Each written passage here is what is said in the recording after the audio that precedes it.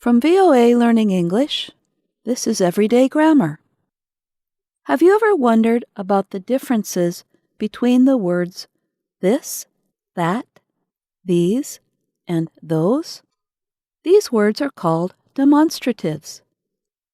Demonstratives tell who or what you are talking about.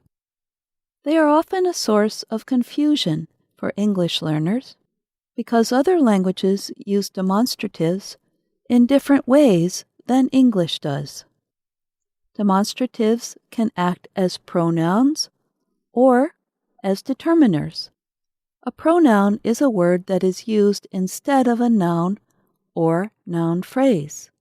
A determiner is a word that comes before a noun and is used to show which thing is being referred to. In the second sentence of this story, you heard these as a determiner when I said, these words are called demonstratives.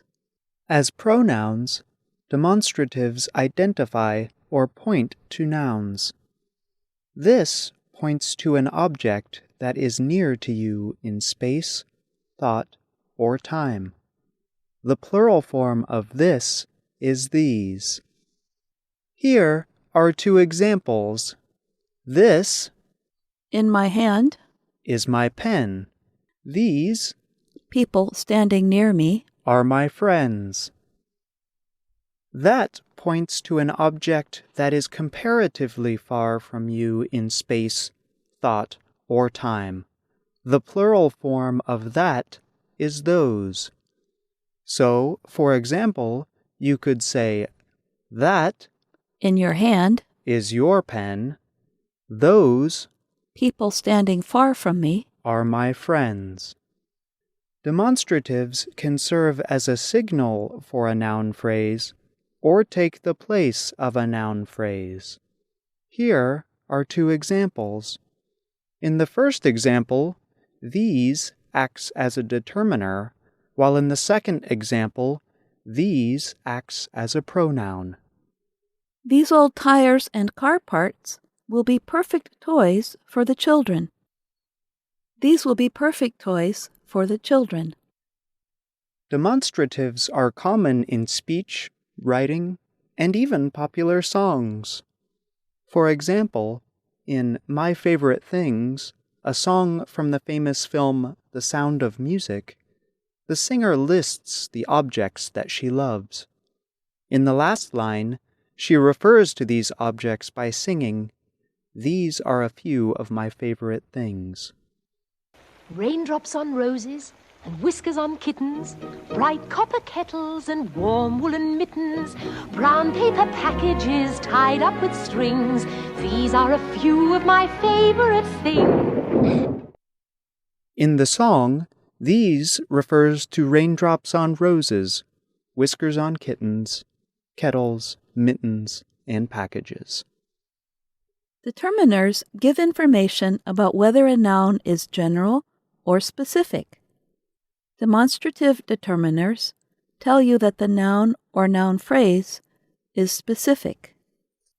You use a specific determiner when you know that the person who is reading your writing or listening to you knows what you are referring to. In other words, you have a clear antecedent. In the song My Favorite Things, the antecedents are the objects that the singer lists before she says, "These are a few of my favorite things."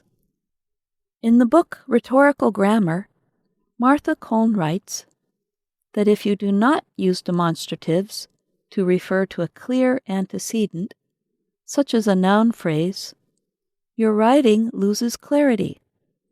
Take, for example, the following sentence. My friend just told me she is going to quit her job. That came as a surprise. The subject of the second sentence, that, refers to the whole idea in the first sentence. When this or that refers to a broad idea, Cohn writes, you can usually improve your sentence by turning the pronoun into a determiner. In other words, you can use a complete noun phrase in place of the demonstrative pronoun. So, for example, you could improve your sentence by writing, My friend just told me she is going to quit her job. That decision came as a surprise. By adding a noun, such as decision, to the sentence, you can make it easier for your reader to understand what you are referring to. The next time you are writing or speaking, ask yourself if the demonstrative that you are using has a clear antecedent. If you have to think about it, then your reader or listener will probably have a difficult time understanding what you mean. I'm Jill Robbins. And I'm John Russell.